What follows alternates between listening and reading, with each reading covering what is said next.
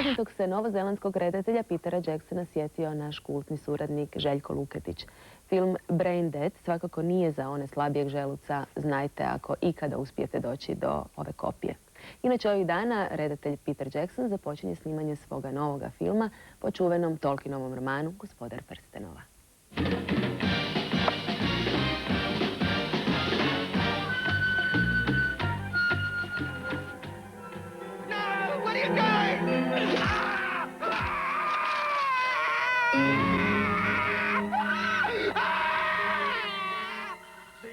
Slapstick komedija, horror musical i splatter parodija, ili, kako je svojedobno ustvrdio jedan kritičar, materijal za vlažne snove svakoga naprednijeg nekrofiličara. Godine 1992. novozelandski redatelj Peter Jackson učinio je gotovo nemoguće. Filmom Brain Dead, klasike žanra poput Reanimatora, Zlih mrtvaca i vlastitog Bad Taste-a, sveo je na dobrodušne igrarije kakve redovito izbacuje Disney. No, Jacksonu na umu nije bio Disney, nego prije spomenuti Bad Taste, ali s količinom groteske i nasilja izvedenom na barem 10. potenciju. Pretjerivanje je posve uspjelo, iako je količina krvi, ljudskih iznutrica i ispiljenih organa u Brain Deadu dosad neviđena, čak se i najžešći osporavatelji tog filma slažu u tome kako je stripovska barijera definitivno probijena.